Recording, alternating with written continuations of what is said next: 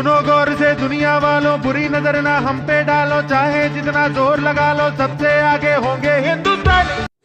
दोस्तों, ये राष्ट्रभक्ति का तराना जिसने 90 के दशक में हर देशभक्त के दिलों में जगह बना ली थी। स्कूल का इंडिपेंडेंस डे हो, रिपब्लिक डे का जश्न हो या फिर कोई गली मोहल्ले का फंक्शन, इस गाने के बिना हर राष्ट्रीय पर्व अधूरा सा लगता है। 28 सालों के लंबे वक्त के बाद भी जब ये गाना बजता है तो आज भी रोंगटे खड़े हो जाते हैं।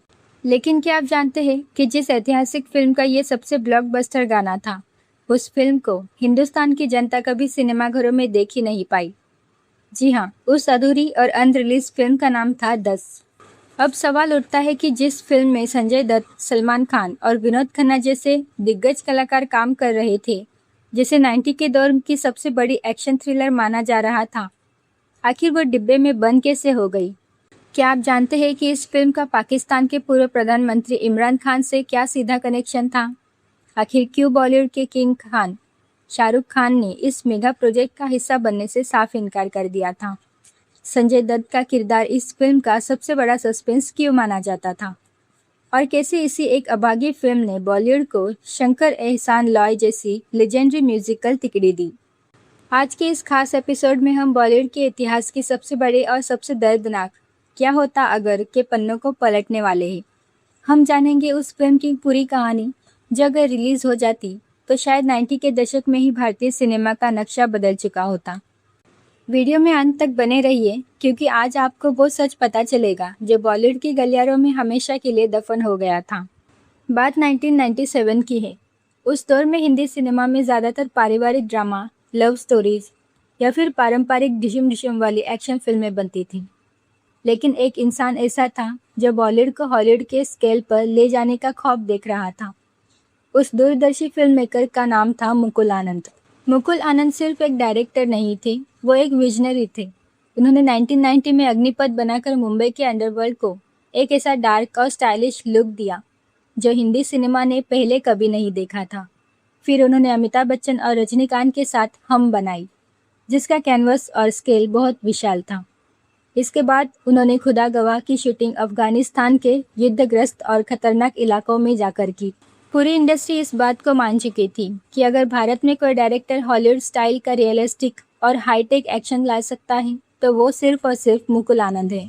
लेकिन फिर साल 1995 में आई उनकी महत्वाकांक्षी फिल्म त्रिमूर्ति।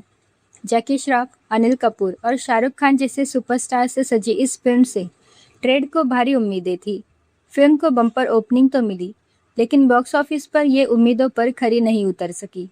त्रिमूर्ति के फ्लॉप होने से मुकुल आनंद को गहरा झटका लगा, लेकिन वो हार मानने वालों में से नहीं थे। वो आलोचकों को साबित करना चाहते थे कि उनका विजन अभी खत्म नहीं हुआ है, बल्कि वो एक नए अवतार में वापसी करने वाले हैं। और इसी आग में जन्म हुआ उनकी ड्रीम प्रोजेक्ट का, जिसका नाम रखा गया 10। मुकुल आनंद लगभग 2 सालों से इस प्रोजेक्ट की प्लानिंग में जुटे हुए थे। स्क्रिप्ट पर रात दिन काम चल रहा था, विदेशी टेक्नीशियंस हायर किए जा रहे थे और दुनिया भर की लोकेशंस को खंगाला जा रहा था। मुकुल आनंद ने इस फिल्म की मुख्य कहानी 2 अभिनेताओं के इर्द गिर्द बुनी थी, सलमान खान और संजय दत्त। उस समय सलमान खान करण अर्जुन जैसी फिल्मों के बाद एक बड़े एक्शन स्टार के रूप में उभर रहे थे। दूसरी तरफ संजय दत्त अपने जीवन के सबसे कठिन दौर से गुजरकर बाहर आए थे। 1993 के टाडा केस और जेल की सलाखों के पीछे वक्त बिताने के बाद संजय दत्त को अपने डूबते करियर को बचाने के लिए एक ऐसी फिल्म की तलाश थी जो उन्हें फिर से स्टारडम की बुलंदियों पर बैठा सके। 10 उनके लिए वही लाइफलाइन बनने वाली थी। लेकिन क्या आप जानते हैं कि इस फिल्म में संजय दत्त वाला किरदार पहले संजय दत्त को मिला ही नहीं था? जी हाँ, शुरुआत में मुकुल आनंद इस रोल में शाहरुख खान को लेना चाहते थे। त्रिमूर्ति में साथ काम करने के बाद मुकुल आनंद शाहरुख खान के काम से काफ़ी प्रभावित थे। लेकिन 1995 में दिलवाले दुल्हनिया ले जाएंगे की ऑल टाइम ब्लॉकबस्टर सफलता के बाद शाहरुख खान की पॉपुलैरिटी रातों रात आसमान छूने लगी थी। उनके पास तारीखों का भारी अकाल पड़ा था।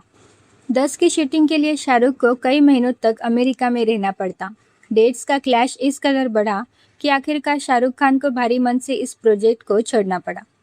शाहरुख खान के बाहर होते ही मुकुल आनंद ने संजय दत्त को अप्रोच किया और संजय दत्त ने बिना एक पल गवाए इस स्क्रिप्ट को हाँ कह दिया। अब बात करते हैं उस कहानी की जिसने 90 के दशक में भारतीय गुप्तचर एजेंसियों और राजनीति के समीकरणों को हिलाकर रख दिया था। फिल्म की कहानी का बैकड्रॉप 1995 के कुख्यात चरार-ए-शरीफ हादसे और कश्मीर घाटी में पनप रहे आतंकवादी पर आधारित था। चरार-ए-शरीफ दरगाह में जब आतंकवादियों ने पनाह ली थी और बाद में वहां भीषण आग लगी थी, उस घटना ने देश को झकझोर कर रख दिया था। मुकुल आनंद इस कड़वी सच्चाई को पर्दे पर उतारना चाहते थे। फिल्म में मुख्य विलन का नाम था मस्तगुल, जो असल जिंदगी के कश्मीरी आतंकवादी से प्रेरित था। क्या आप जानते हैं कि इस खूंखार विलन का किरदार कौन निभा रहा था? बॉलीवुड के बैडमैन यानी गुलशन ग्रोवर। वहीं दूसरी तरफ इस फिल्म से एक नए नवेले मॉडल अपना धमाकेदार बॉलीवुड डेब्यू करने जा रहे थे, राहुल देव। राहुल देव के तीखे नैन नक्श और अफगानी लुक को देखकर मुकुल आनंद ने उन्हें मस्तगुल के सबसे खतरनाक और वफादार दाएं हाथ के रोल में कास्ट किया था। कहानी में मस्तगुल अफगानिस्तान के बिहड़ और खतरनाक पहाड़ों में छुपकर भारत के खिलाफ एक बहुत बड़े आतंकी हमले का ताना बाना बुन रहा होता है। जब भारतीय खुफिया एजेंसी को इस बात की भनक लगती है तो भारत के दो सबसे काबिल और जानबाज सीक्रेट एजेंट्स को इस गुप्त मिशन पर भेजा जाता है, सलमान खान और संजय दत्त। फिल्म के शुरुआती भाग में सलमान और संजय दत्त के बीच की ज़बरदस्त bonding, raw style gun fights और सांस रोक देने वाले चेस सीक्वेंस रखे गए थे।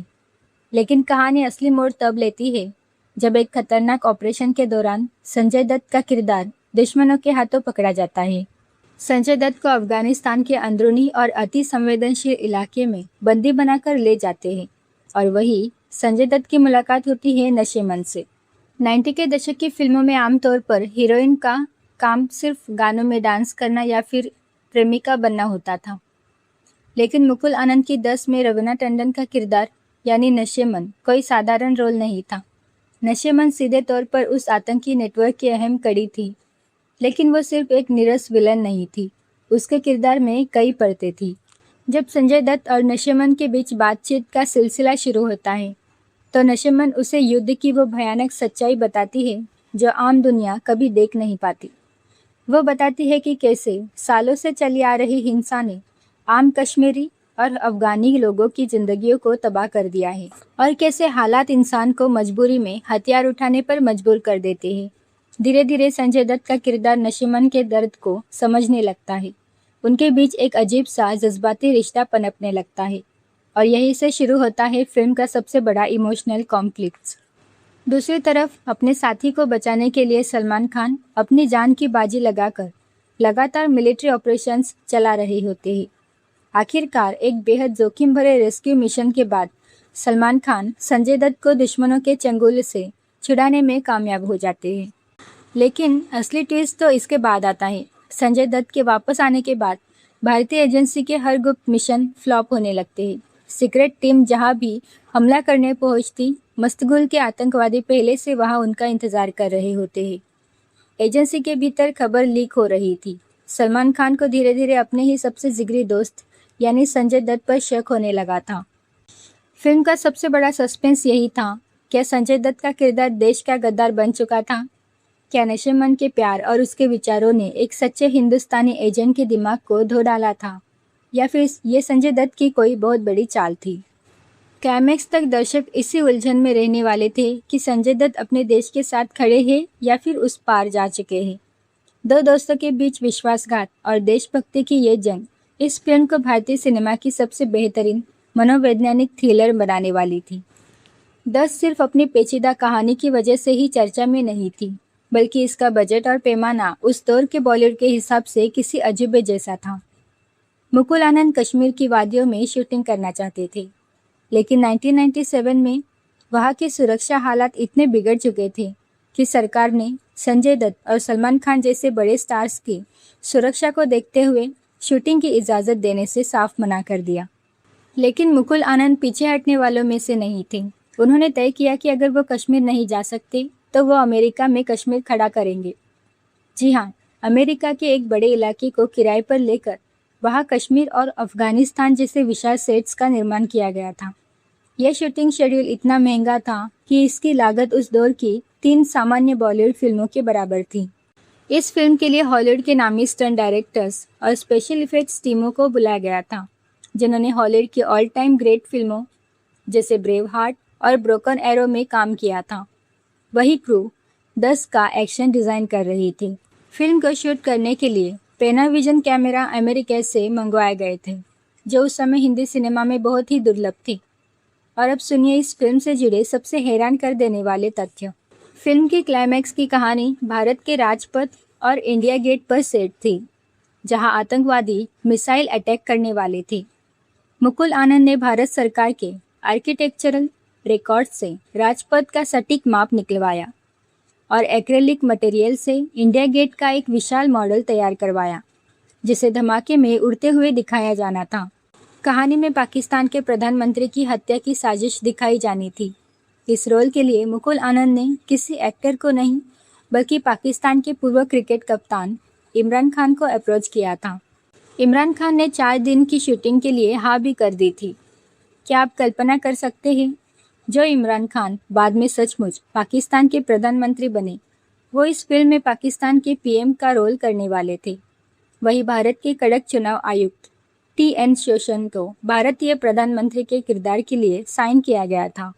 अमेरिका शेड्यूल के दौरान एक हेलीकॉप्टर स्टंट शूट हो रहा था। सलमान खान और संजय दत्त बिना किसी सेफ्टी नेट के हवा में उड़ते हुए हेलीकॉप्टर से रस्सी के सहारे लटके हुए थे। बाद में सलमान खान ने एक इंटरव्यू में बताया था कि हवा के तेज दबाव में वो दोनों बुरी तरह डर गए थे और मन ही मन मुकुल आनंद को कोस रहे थे। लेकिन मुकुल आनंद परफेक्ट शॉट के लिए लगातार कैमरे के एंगल बदल रही थी। फिल्म 10 ने भारतीय संगीत जगत को एक ऐसा तोहफा दिया जिसके लिए यह इंडस्ट्री हमेशा मुकुल आनंद की कर्जदार रहेगी। मुकुल आनंद की डिमांड बहुत साफ थी। मुझे एक ऐसा देशभक्ति गाना चाहिए जो 15 अगस्त पर लाल किले पर भी बजे और देर रात डिस्कोटेक और क्लबों में भी युवा उस पर थिरके। और इसी सोच से जन्म हुआ सुनो गौर से दुनिया वालों का। फिल्म रिलीज भी नहीं हुई थी, लेकिन ये गाना कैसेट दुकानों और रेडियो पर आग की तरह फैल गया। इसके अलावा सुखविंदर सिंह की आवाज़ में माहिया गाना रिकॉर्ड किया गया। कहा जाता है कि जब संगीतकार AR रहमान ने माहिया गाने में सुखविंदर की बुलंद आवाज़ सुनी, तो वो इतने प्रभावित हुए कि उन्होंने तुरंत सुखविंदर सिंह को अपनी फिल्म दिल से के ऐतिहासिक गाने छैया छैया के लिए साइन कर लिया। फिल्म की शूटिंग लगभग 40% पूरी हो चुकी थी। लगभग 9 घंटे का अनएडिटेड रॉ फुटेज रील पर उतर चुका था। अमेरिका का मुश्किल शेड्यूल खत्म हो चुका था। मुकुल आनंद भारत वापस लौट चुके थे और रानीखेत में चरार-ए-शरीफ दरगाह का भव्य सेट बनकर तैयार हो रहा था। सब कुछ बिल्कुल सही दिशा में जा रहा था। ऐसा लग रहा था कि बॉलीवुड को उसकी सबसे बड़ी ब्लॉकबस्टर मिलने वाली है। लेकिन किस्मत को कुछ और ही मंजूर था। 7 सितंबर 1997 की काली तारीख। मुकुल आनंद अगले शेड्यूल की तैयारियों में व्यस्त थे कि अचानक उन्हें दिल का भीषण दौरा पड़ा। उन्हें तुरंत अस्पताल ले जाया गया, लेकिन डॉक्टरों की तमाम कोशिशों के बावजूद उन्हें बचाया नहीं जा सका। महज 46 साल की उम्र में ही हिंदी सिनेमा का एक चमकता सितारा हमेशा हमेशा के लिए अस्त हो गया। मुकुल आनंद के अचानक निधन से पूरी फिल्म इंडस्ट्री शोक में डूब गई। लेकिन सबसे बड़ा संकट खड़ा हुआ फिल्म 10 के भविष्य पर। प्रोड्यूसर नितिन मनमोहन और सुनील मचंदा ने फिल्म को पूरा करने के लिए एड़ी चोटी का जोर लगा दिया। इस दौर के सबसे दिग्गज डायरेक्टर रमेश सिप्पी, JP दत्ता, प्रियदर्शन, विधु विनोद चोपड़ा और डेविड धवन को बुलाकर फिल्म का रॉ फुटेज दिखाया गया। शोले जैसी फिल्म बनाने वाले रमेश सिप्पी ने जब 10 की फुटेज देखी तो उनकी आंखें फटी की फटी रह गई। उन्होंने कहा, मुकुल जो शूट करके गया है वो सिनेमा का एक जादू है। लेकिन इसके बावजूद किसी भी डायरेक्टर ने इस अधूरी फिल्म की कमान संभालने की हिम्मत नहीं दिखाई। इसके पीछे 3 बड़े कारण थे। मुकुल आनंद ने जिस कैनवस और स्टाइल पर अमेरिका में शूटिंग की थी, उस लेवल का एक्शन कोई और डायरेक्टर मैच ही नहीं कर पा रहा था। आधे से ज़्यादा विचार सिर्फ मुकुल आनंद के दिमाग में थे, जो किसी पेपर पर दर्ज नहीं थे। फिल्म का बजट उस समय की सीमाओं को पार कर चुका था। एक्टर्स की डेट्स आगे खिसक चुकी थी और दोबारा उतना भारी भरकम अमेरिकी क्रू बुलाना मुमकिन नहीं था। कोई भी बड़ा डायरेक्टर मुकुल जी के अधूरे सपने पर अपनी मोहर लगाकर उसे खराब नहीं करना चाहता था। अगर फिल्म खराब बन जाती तो ये उस महान फिल्म मेकर की आत्मा के साथ नाइंसाफ़ी होती। आखिरकार भारी मन से प्रोड्यूसर्स ने इस प्रोजेक्ट को हमेशा हमेशा के लिए बंद करने का कड़वा फैसला लिया। बाद में सलमान और संजय दत्त की बची हुई तारीखों का इस्तेमाल करके एक हल्की फुल्की कॉमेडी फिल्म चल मेरे भाई बनाई गई। 2005 में 10 नाम से एक और फिल्म सिनेमाघरों में आई जिसमें संजय दत्त और अभिषेक बच्चन थे, लेकिन उस फिल्म का 1997 वाली मुकुल आनंद की 10 से दूर दूर तक कोई लेना देना नहीं था। मुकुल आनंद के भाई राहुल आनंद ने सालों बाद एक इंटरव्यू में कहा था कि अगर इस फिल्म को आज के दौर में दोबारा बनाया जाए तो इसे बिल्कुल नए सिरे से नए स्टार्स के साथ बनाना पड़ेगा, क्योंकि 90 के दशक में आतंकवाद और गुप्तचरों पर बनी ऐसी कहानी एकदम नई और फ्रेश थी। हालांकि आज दर्शक ऐसी कई फिल्में और वेब सीरीज देख चुके हैं, इसलिए शायद वो 1997 वाला जादू अब दोबारा क्रिएट ना हो पाए। आज 10 को सिर्फ एक अधूरी या अनरिलीज फिल्म के रूप में याद नहीं किया जाता, इसे भारतीय सिनेमा के उस खोए हुए शाहकार के रूप में याद किया जाता है जो अगर समय पर रिलीज हो जाती तो शायद बॉलीवुड में इंटरनेशनल एक्शन फिल्मों की शुरुआत 90 के दशक में ही हो गई होती। हम उस फिल्म के गाने सुन सकते हैं, उसकी मेकिंग की कहानियाँ सुन सकते हैं, उसकी दुर्लभ तस्वीरें देख सकते हैं, लेकिन वो पूरी कहानी, वो मुकुल आनंद का विजन आज भी किसी बंद डिब्बे में बंद होकर सिनेमा के इतिहास के पन्नों में हमेशा के लिए अमर हो चुका है। दोस्तों, क्या आपको लगता है कि अगर 1997 में 10 रिलीज़ हो जाती तो क्या ये शोले या दिलवाले दुल्हनिया ले जाएंगे की तरह इतिहास रच पाती? और संजय दत्त सलमान खान की जोड़ी में से आपका पसंदीदा एक्टर कौन है? हमें नीचे कमेंट्स करके ज़रूर बताइए। अगर आपको बॉलीवुड के इतिहास के छुपे हुए पन्नों से जुड़ी ये स्टोरी पसंद आई हो तो इस वीडियो को लाइक करें और हमारे चैनल को सब्सक्राइब करना ना भूलें। मिलते हैं अगले वीडियो में। धन्यवाद।